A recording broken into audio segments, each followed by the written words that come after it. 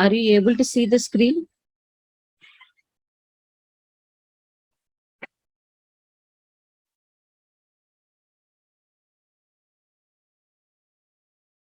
Are you able to see the screen? Yes, ma'am. Okay. So now we'll see one more kind of loop, which is the last one, which is the nested loop.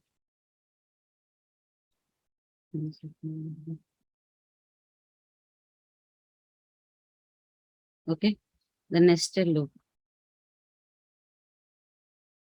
So it is too big.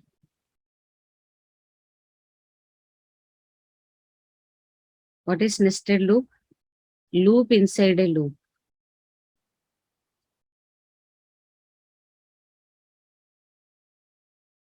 Okay, so let's take an example. We want to print like this.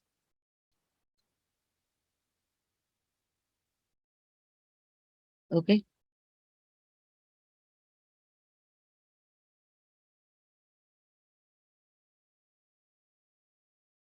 till now we have seen only one dimensional data. So data we print only in this way. But now this is a two-dimensional data. Two-dimensional data. Consider this as two-dimensional matrix. Okay. So we have to take care in both the directions. How many times we have to repeat the loop this way and how many times we have to repeat the array this way. So loop inside a loop. We call that as nested loop. So let me write a program for this to print the output like this.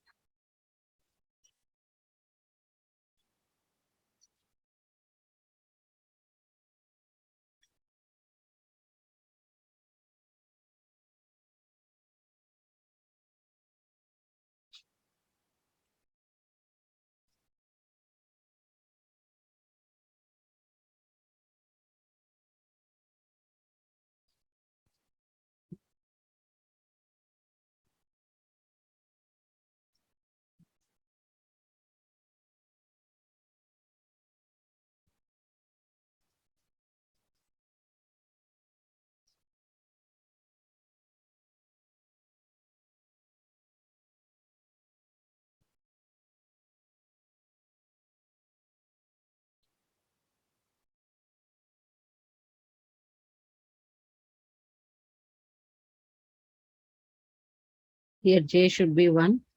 This is I. Let me take it as.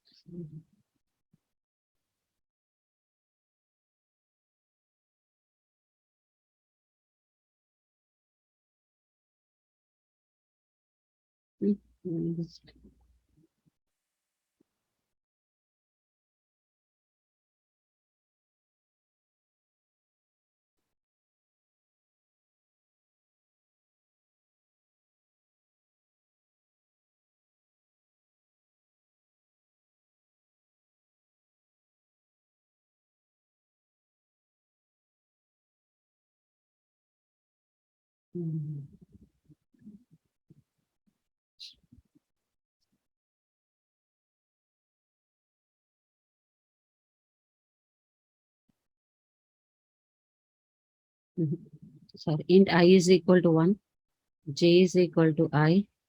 So system dot out dot print. Here it is star.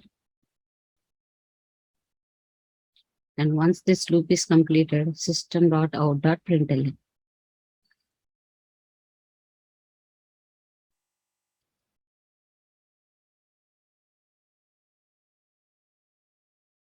And this inner loop is completed. So this is the outer loop, and this is the inner loop. If you are providing a loop inside another loop, then we call it as a nested loop. Okay. Let me take an example. Let me remove all these things.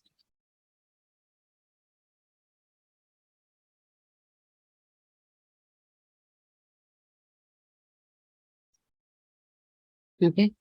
Now let's take the value of I.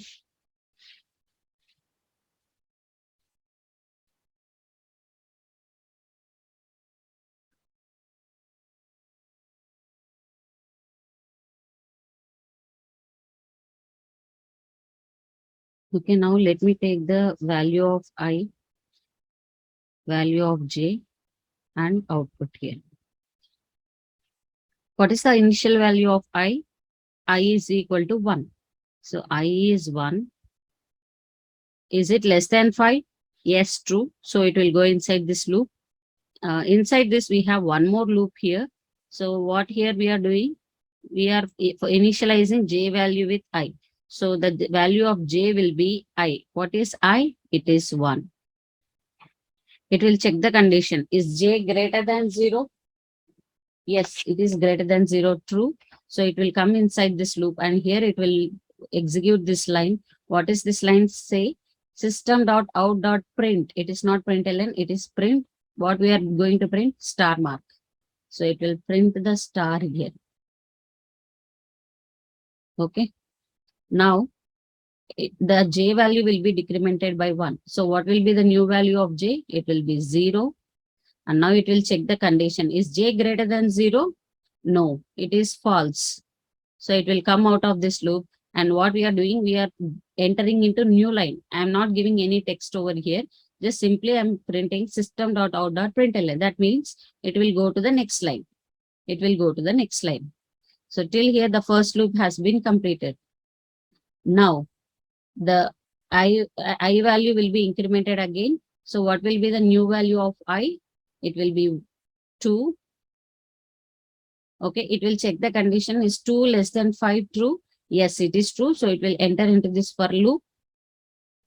Now here we have one more loop inside. Here what we are doing, we are initializing j with I. So what is the value of I? I is 2. So that value will be initial assigned to j. So the value of j will be, j will be 2 now. It will check the condition. Is j greater than 0? Yes, it is true. What it will do? It will come inside and print this value. So it will be asterisk again. Now j value will be decremented. Now the value will be 1. It will check the condition. Is 1 greater than 0? Yes, it is true. So it will enter into the loop. Again, it will print star. We are not going to the new line. We are printing there itself. So here it will print one more star. Okay. Now the value of j will be decremented by 1. Now it will be 0. 0 greater than 0 is false. So it will come out of this loop. And we are giving a new line. So it will enter into the new line. So this is the second inner loop. Second loop. It has been completed. Now the I value will be incremented by 1. What will be the new I value? It will be 3. So the condition is true. 3 less than 5 is true. So it will come inside. Now here it is int j is equal to I. J value will be assigned with I. So the j value will be 3. The condition is true. 3 greater than 0. So it will come inside and will print star mark. Now j value will be decremented. It will be 2. 2 greater than 0. It is true as it is system.out.print, not println. So next to this only it will print the value star here. Okay. Now j value will be decremented again. It is 1. It is greater than 0. It is true. So it will come inside and print the star mark. Now the value of j will be decremented. It is 0. It will check the condition. The condition is false. So it will come out of the loop. Here we are printing the println. So it will go to the next line. Now it will be entering into the next line. The console will be entering into the next line. The value of I will be incremented by 1. So it will be 4. 4 is less than 5. It is true. So it will come inside the loop. J is I. So the J value will be assigned with the value of I. So it will be 4. The condition 4 is greater than 0. The condition is true. So it will print star. The j value will be decremented by 1 and it will print the star. Again, the j value will be decremented by 1. Condition is true, so it will print the star. Now the j value will be decremented by 1. The condition is true, 1 is greater than 0, so it will print star. Now the j value will be decremented by 1. The value is 0. 0 greater than 0 is false, so it will come out of that loop. Now the outer loop, the inner loop has been completed. It will print, it will go to the next line. The outer loop will be repeated again. The value of I will be incremented by 1. The new value of I is 5. So it will check the condition 5 less than 5 is false. So it will come out of the outer loop also. So now the output will be star, star, star, 3 stars, 4 stars, like this. So if based on the value I give here, based on this value, number of, so this vertical dimension will be controlled. Okay. So this we can extend it until the I value. So this is called the two-dimensional array, which is a nested loop. We can achieve this two-dimensional data using the nested loop. So loop inside a loop, we call it as a nested loop. Using this nested loop, we printed a pyramid. This we call it as a pyramid. Any doubts in this one?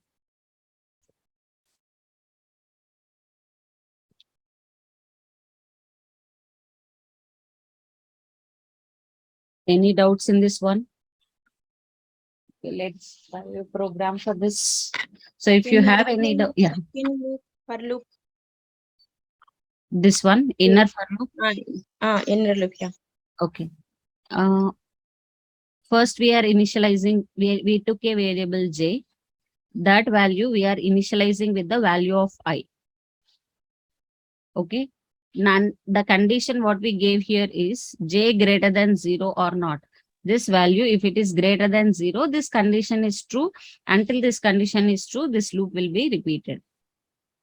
So we are checking, we are decrementing the value of j by 1 every time. Yeah. Right? Yeah, understood. Thank you. Yeah. Anyone need anything else?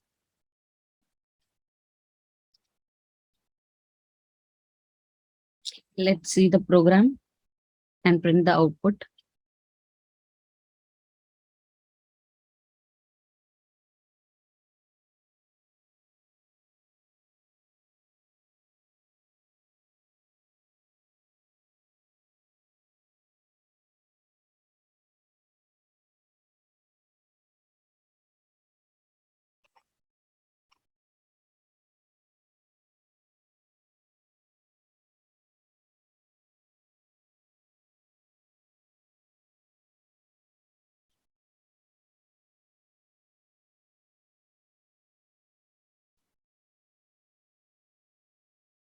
I'll take less than or equal to 5. So it will print, it will take 5 lines. I plus plus.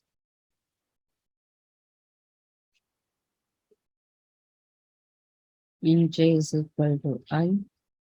J greater than 0. J minus minus. Your screen is not visible. Not visible. 1 second.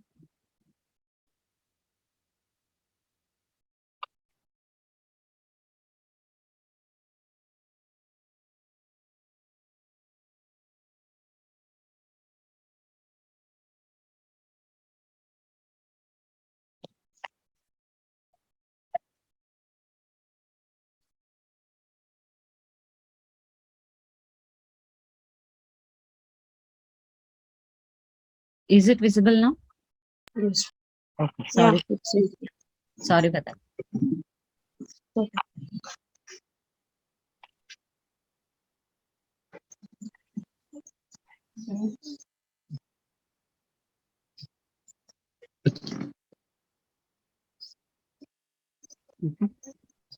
Let me run the program.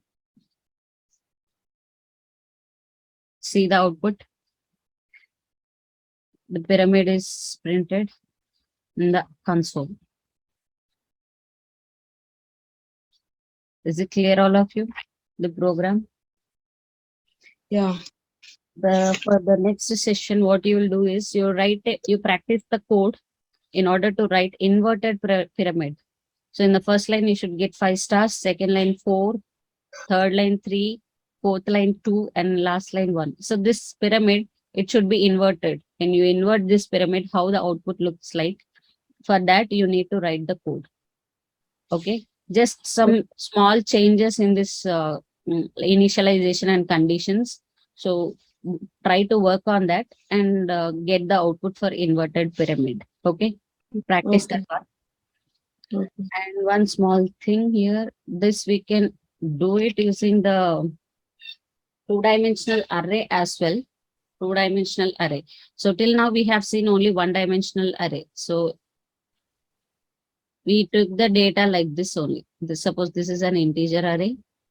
Int a is equal to 10, 20, 15, 25, 30, like this. This is how we have taken the data. This is a one-dimensional array. What if I want to take the data like this? Two-dimensional data. 2, 5, 6, 9, 15, 20, 30, 22, 11. So what if I want to store the data in this format? Two-dimensional data. Okay. So this is only one-dimensional data. What if I want to store the data like this? So you, one thing is you can do it using the loop, like nested loop, you can do that. The other way is if you want to store the data, you can do it using two-dimensional array like this.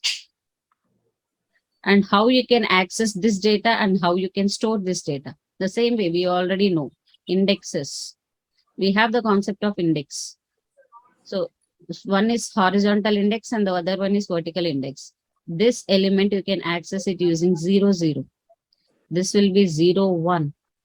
This is 0, 2. This is 1, 0. 1, 1. 1, 2. This will be 2, 0. 2, 1. Okay, we'll see how we can do this. Now A of 0, 0 means the first element. A of 0, 1 means 5, the second element, 0, 1. A of 0, 2 means the sixth element, the 6, this element. Same way, A of 1, 0 means 9. A of 1, 1 means 15.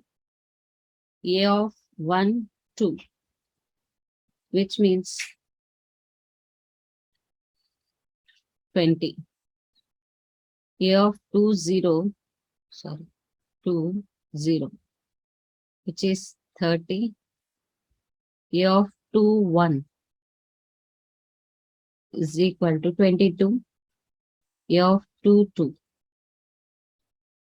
equal to 11. This is how we access the data and we store the data. If you want, I'll show you one example.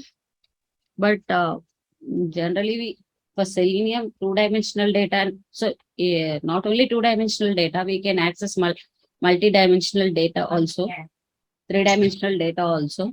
But it is not needed. For Selenium, one-dimensional data is more than enough. Okay, if you want, I can show the example, but it is not required. Just for your information, I am giving this. We can access multi-dimensional data. Okay, yeah. Okay. Now we'll jump into our main concept, which is OOPS, Oops. Java Object-Oriented Programming Language. Why we go to that and all those things. Okay.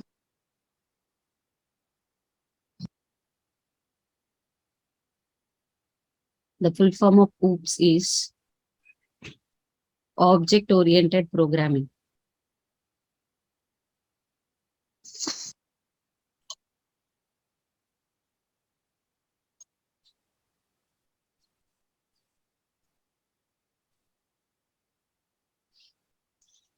Mainly, the object or OOPS means apostrophe S, that one.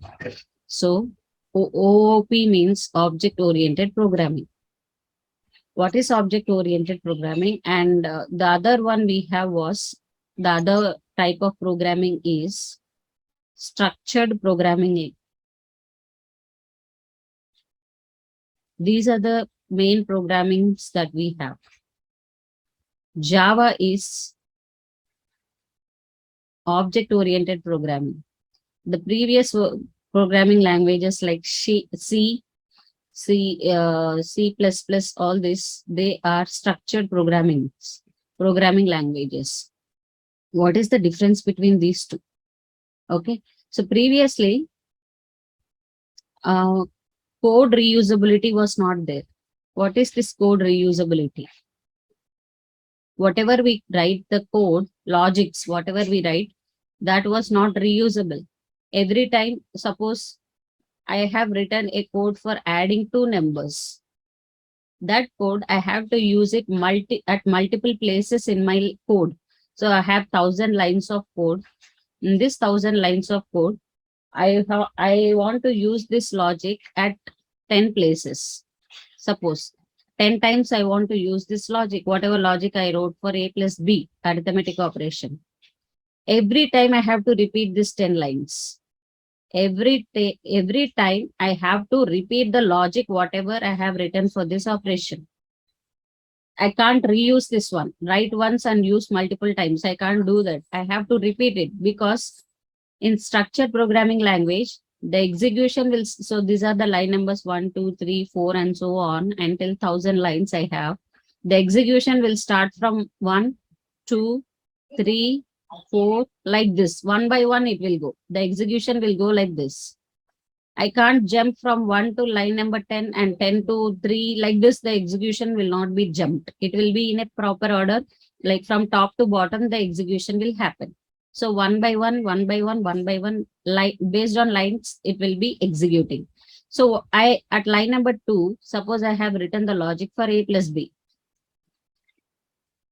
And at line number 10, I want to use the same logic. I can't jump there and use that one. We can't reuse this code. We can't reuse this code because I cannot jump to line number 2. In structured programming language, the execution will start from top to bottom, that to line by line, it will be executing. So again at line number 10, if I want to write, if I want this logic A plus B, again I have to write all the code. Whatever code I have written at line number 2, I have to write it again at line number 10. So wherever I want this logic, I have to write them again and again. So this will be like a repetition, code duplication. Whatever code we write for A plus B, it has been repeated, it has been duplicated. So this is one main disadvantage of structured programming. The execution will be going from one line to another line, from top to bottom. Code, we will not be able to reuse the code. Code reusability was not there. But whereas in object-oriented programming language, the same example, how it will be happening is the 1,000 lines of code, 1, 2, 3, 4, like this, we have 1,000 lines. Suppose at line number 2, I have written the logic for A plus B. And at line number 10, I want to use, again, I have to write, I want to use this A plus B. I want to perform this A plus B. I can directly jump to line number 2. Directly jump to line number 2, perform this operation, and again come back to line number 11. So I can go wherever I want using the object programming language, object-oriented programming language. So that is the main advantage of using the objects. Object will help us to navigate from one place to another place in our code. So this will help us. Main advantage is code reusability. So in this way, 1,000 lines of code will not be 1,000 here. It will be less than 1,000 because we are reusing the code. So definitely it won't be 1,000 lines. The number of lines also will be reduced. We are efficiently writing the code by reusing, and we are not duplicating any code. So this type of coding, we call it as object-oriented programming language. Using objects, we can reuse the code a number of times. How many number of times you want to navigate to line number 2 and use this logical operation, you can do that. So that is the main advantage of object-oriented programming language. Clear, all of you? Is it clear, all of you?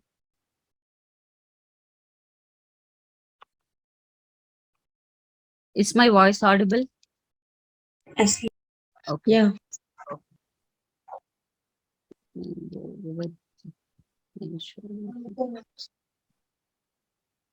Okay. So this is the object-oriented programming language. These are the 6 different objects that, so in object-oriented programming language, we need to mainly concentrate and remember these 6 concepts. These 6 concepts are the main heart and soul of object-oriented programming: class, object, abstraction, inheritance, polymorphism, encapsulation. So these are the 6 different types, the categories that you need to remember when you're writing your Java program. Okay. So what is a class and what is an object, we'll see in today's session.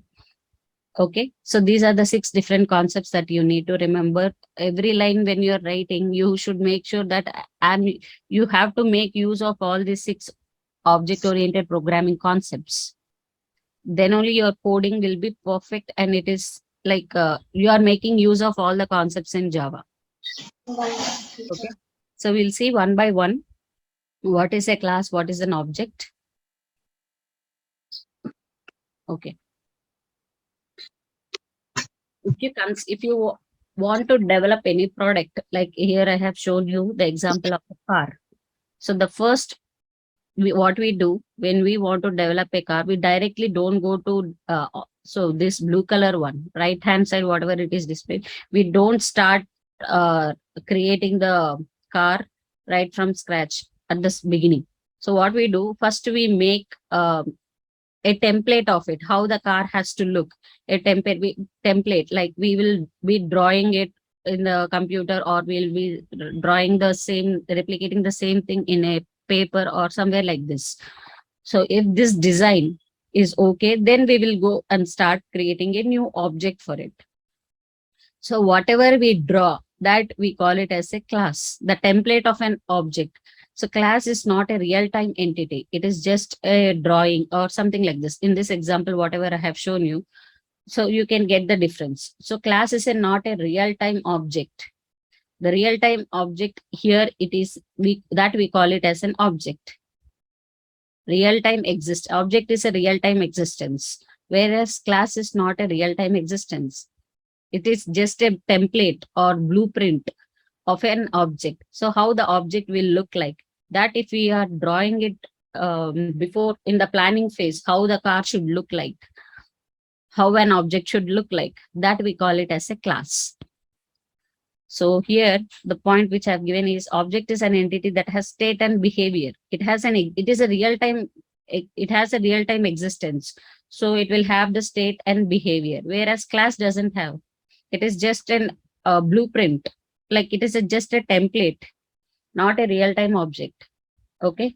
So to build an object like this, JVM means, it stands for Java Virtual Machine. Java, it needs a blueprint called class. In order to build this, so we will be designing like this, we will be drawing an blueprint like this. Then Java will be creating an object similar to that. Based on this requirements, Java will be creating an object like this. So using JVM, we can be able to create a new object like this. In order to create this object like this, Java will need a blueprint like this. So Java will need a class in order to build an object. That is the meaning of the second line. To build an object, JVM needs a blueprint called class.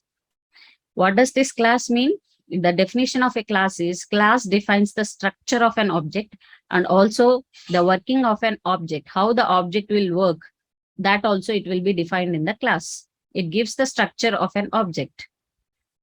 Is it clear, all of you, what is the difference between a class and an object?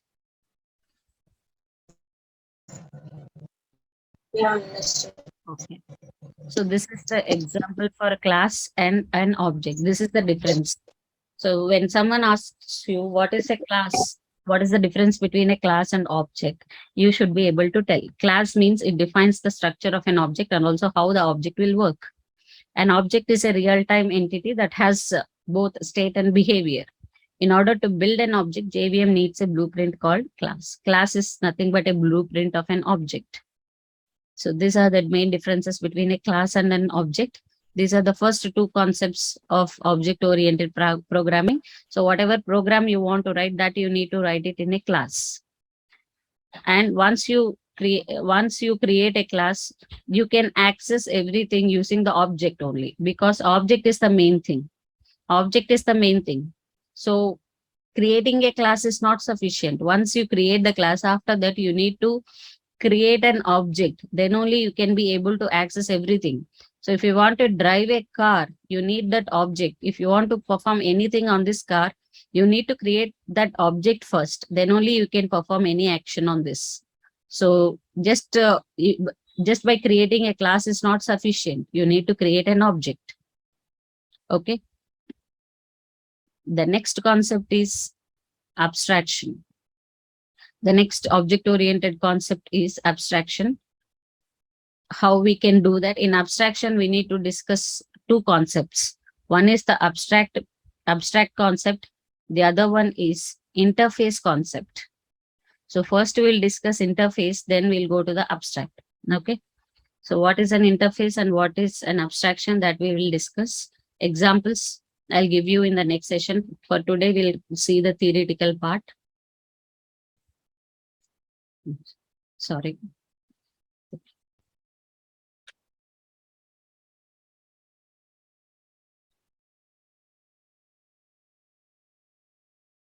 In abstraction,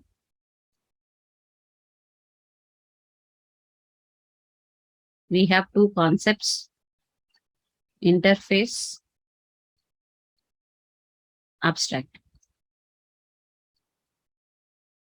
Your interview point, the main question, everyone, most of the interviews, what they'll ask is, what is the difference between these two? What is the difference between an interface and an abstract class? This is the main interview question. So please listen carefully. What is an interface and what is an abstract, and what is the difference between these two?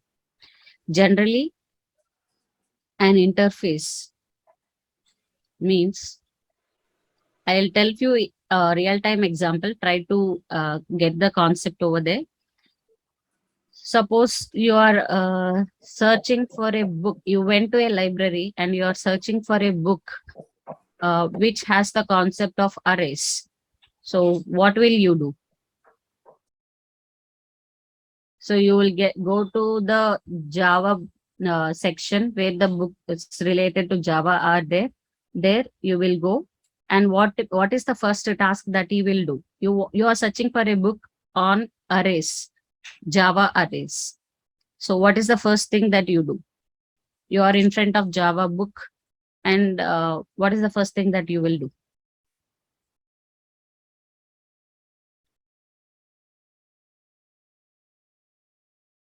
Make this session interactive, because OOPS concept, you have to understand it properly.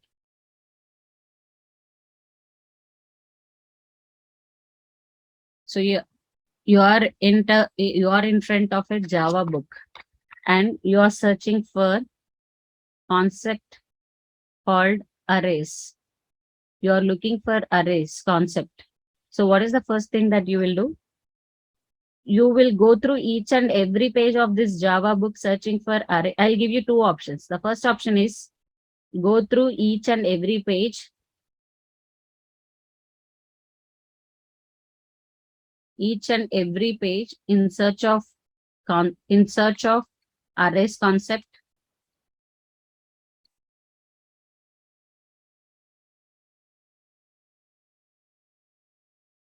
Or you will check the index page, that means table of contents page for uh, for arrays concept and page number.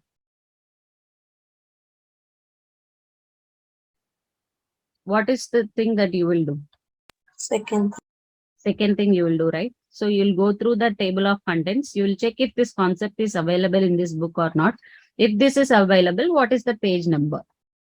So this is the thing that you will do. Second option we will do. We don't go through the each and every page of the book in search of this arrays concept. So we won't do this. We'll be going to the table of contents page. We'll search for this concept, and if this concept is available, we'll go to that page. Okay. Now, interface is nothing but table of contents. Interface is nothing but table of contents. It will give you gist or basic idea. Gist or basic idea of what the book contains. What the book actually contains. It gives you a basic idea. If you see the table of contents, what is that you will get? What that book is actually explaining you. What the book that actually gives you. So table of contents is here in this example. Interface is nothing but table of contents. It is giving you basic idea of what that book is containing, what that book is explaining you. Okay, so this we call it as an interface. It won't so table of contents won't explain you each and every concept. It will just tell you what that book contains, right? So listing, so it will list you what the book contains. List of what the book contains.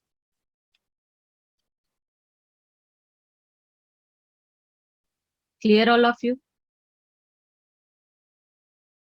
Is it clear, all of you? Interface is nothing but, in this example, it gives you basic idea Yeah. what the book contains. The same way, I'll tell you one more example. I'll tell you one more example.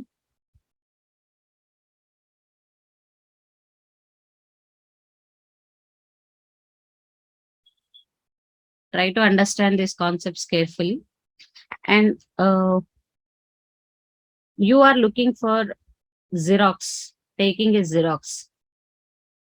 You're walking on the road and you're looking for a Xerox shop, and you come across a shop where it is listed on its board.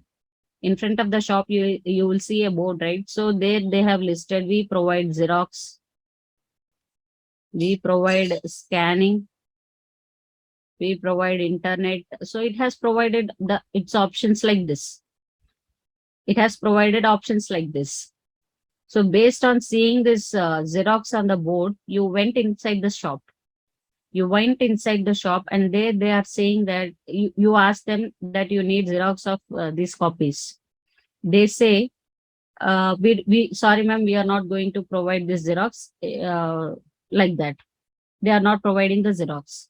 So what will be the next question? Then why you have mentioned this in the nameplate? Here you have mentioned on the board that we provide Xerox. But when you went inside the shop and asked, they told you that we are not providing the Xerox. So what is the mistake here?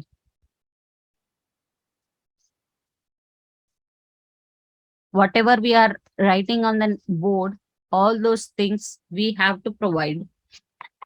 So something in table of contents, in table of contents of a book, again I'm relating to the book example. In book they have mentioned arrays concept is in page number 44. So you, in the book, you will go to the 44th page and you search for arrays concept. It is not available. It is not available in the 44th page. You will search for page number 43 and page number 45 also. There also it is not available. Then we call this as blunder, mistake. So if you are writing something on this table of contents or on this nameplate, name of the board in front of the shop, and if you are not implementing that thing, if you are not implementing, then it is a mistake. Then it is a mistake.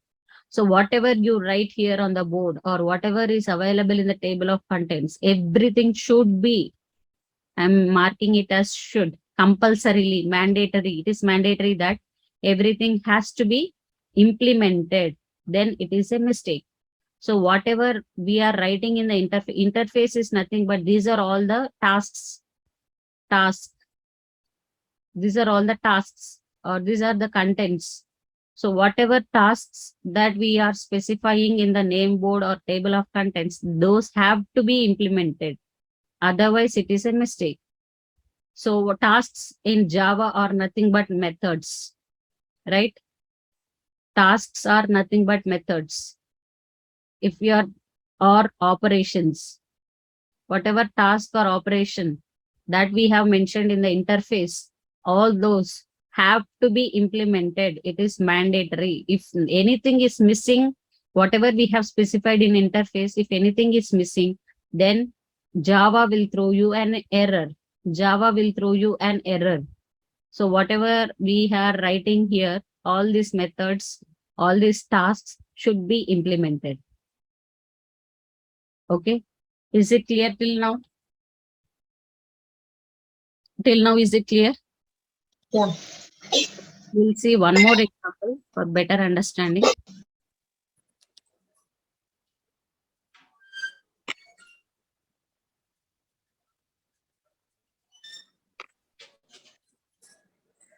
For now, I'll remove this abstract. Okay. Now, so in India, which is the top level bank in India, which is the top level bank, head of all banks, SBI. RBA, right? In India. Yes, yes, yes. Okay. So RBI is the top level bank. What it will do? It will set rules of how the subsidiary banks, so the banks which are under it, okay, all the banks, how the banks should work, right? So what are the banks that comes under RBA? Whatever bank, SBI, Canara, HDFC, Kotak. So like this, or it may be, whether it might be private bank or government bank, whatever bank it might be. So how this bank should operate or work, how it should provide, what are the services that they have to provide for the customers. So for all these things, RBA will set some rules, right? So based on these rules only, these banks have to operate. These rules, what we will do, we will be collecting all those in an interface. So what are the rules that RBA will set? One, so I'll give 2, 3 examples. Like every bank should provide debit facility to the customers. It has to provide credit facility to the customers. It has to provide, it has to maintain minimum balance. Maintain the minimum balance of, suppose I'm just giving a rough figure, like this many amount, this much of amount as minimum balance. So if all, so it may be defining a lot of rules. I don't want to go deep into that section. So it will define all these rules. That rules I'm going to capture it is in an interface.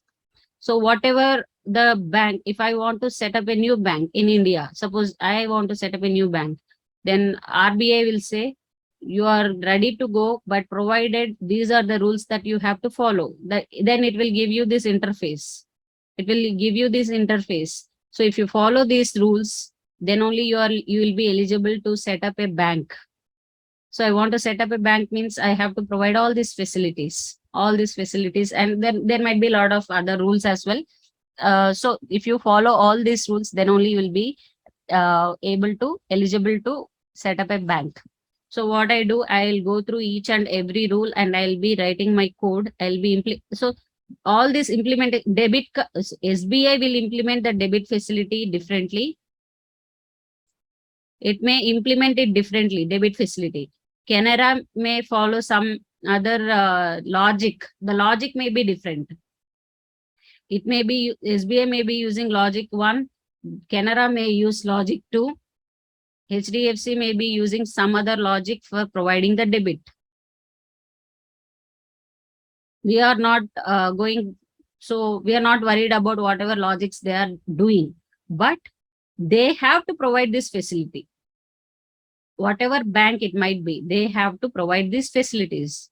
Whatever internally the logic they are implementing, that we are not bothered. The only thing we are looking is it has to provide the debit facility, it has to provide the credit facility, so it has to maintain the minimum balance. So we are concentrating only on if the bank is following all these rules or not. Internally, the logics, what they are implementing, that we are not bothered. Debit means it has to provide an option of withdrawing a cash for the customer. Credit means it has to allow the customer to deposit the amount. So these are the main things that RBI will rules with it will set. How they are implemented, that we are not bothered. So how SBI is implementing that part, the debit or credit, how the Canara is implementing those things, how HDFC is implementing, that we are not bothered. But the main intention is it has to provide all these facilities to the customer. So whenever a bank has to be set up, it has to implement all the rules set up in this interface. In interface, what are the rules that are given by RBI? All those rules SBI has to implement. It has to implement all those things. Canara Bank has to implement all the tasks which are given in the interface by RBI. So the same thing by HDFC, or what tomorrow if you want to set up a new bank, the same thing you have to follow. You have to implement all these tasks in your code which are specified in this interface by RBI.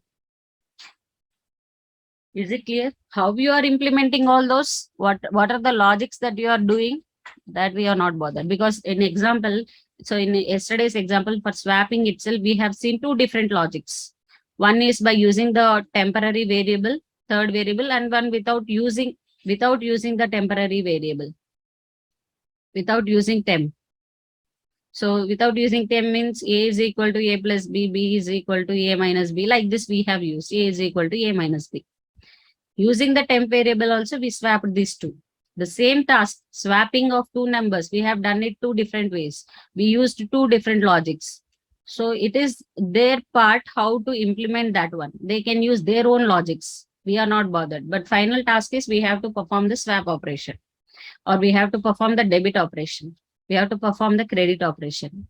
The customer should be able to do all these things. It has to implement all these facilities. If any one is missing, suppose any bank, it has missed the credit option, then Java will throw an error. So some method is there in abstract, some task is there in abstract, but you are not implementing it. So in that case, what Java will do, it will throw an error. So interface will help us in this way. So generally interface means at planning level, when we are planning for a particular project, we note down what are the tasks that we have to perform. All those things that has to be implemented at the time of developing the code. So at the time of planning, RBI will set these rules and this will be modified now and then. So what is the responsibility of the dependent banks? They have to keep on updating these things. So interface is nothing but set of rules in this example. What are the different tasks that has to be performed in the dependent class? So this is the parent class. This is the parent. RBI is a parent. SBI is a child. Canara is a child. HDFC is a child. So all this comes under the RBI. So we call this as a parent and this as a child class. These all are child class. Whatever the rules that are set by the parent class, that is interface, those has to be implemented by the child classes. Is it clear, all of you? We will see an example. Don't worry, don't get confused. As of now, theoretically, you understand what is an interface.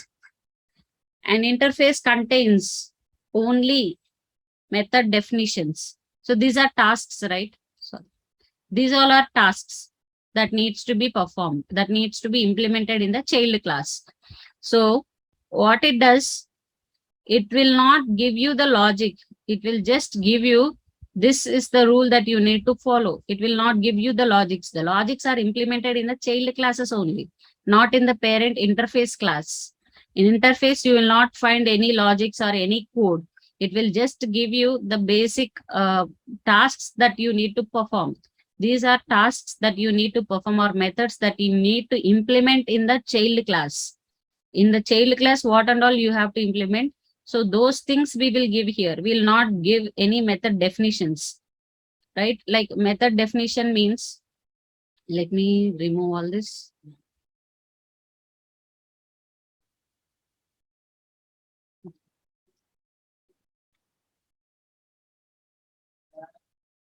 So method means, suppose public static void main. Sorry, public static void main. String args. Like this. Suppose this is a method. And in this method, we are writing our code till now. We used only this method, main method, to write our logic till now, whatever programs we have written. Suppose I have one more task here. Here I have one more task, public void swap. In this method, I am taking two integers, integer A and integer B. I'll explain you, don't worry. And we are performing the swapping operation. We are writing the code for swapping of two numbers. So these methods are defined, they have the body. They have the body here. We are writing some code inside this one. These are called non-abstract methods. That means they have body. They are defining what it is. So in interface, what we will define? In interface, what we will define? Main method has to be there. Swap method has to be there in the child class. This is what we will tell. We don't define the body. Like we don't say that we don't give the logic. But in child class, we will define the logics here. So for this method, for this task, what is the code that has to be implemented? That we will define in the child class only. Whereas in parent class, that means interface, we don't define any method, any body, any method, any body for these methods. So table of contents, in table of contents also, we'll just give arrays in so and so page number 44. Conditions in page number 50. Like this, we will just give the uh, and we'll just give where is arrays present in this book. Only that information we'll give. So what is an array and what are different types of arrays? All those content, when you go to page number 44 only, you will get that. Page number 44, if you go there only, you will get it. The same way in arrays, it will say that these are the contents that are available. These are the tasks that you need to perform. What that is exactly doing it, that if it will be available only in the child class, in the body, in the child class method body only you will get it. If a method has body, then we call it as non-abstract method. If a method has body, then we call them as non-abstract methods. Here, these methods doesn't have body.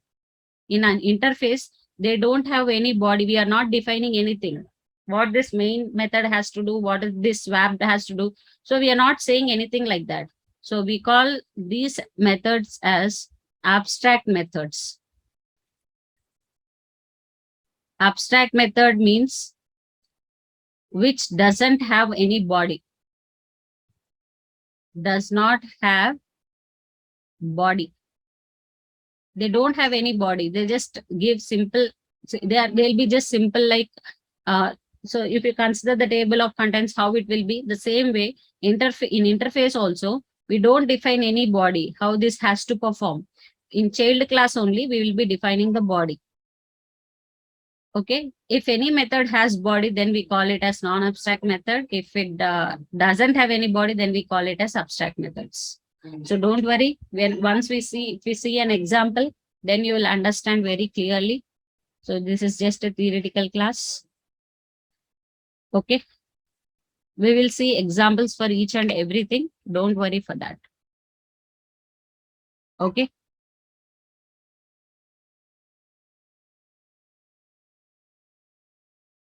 Okay. For tomorrow's session, what you have a program to write inverted pyramid. That is one thing. The other thing is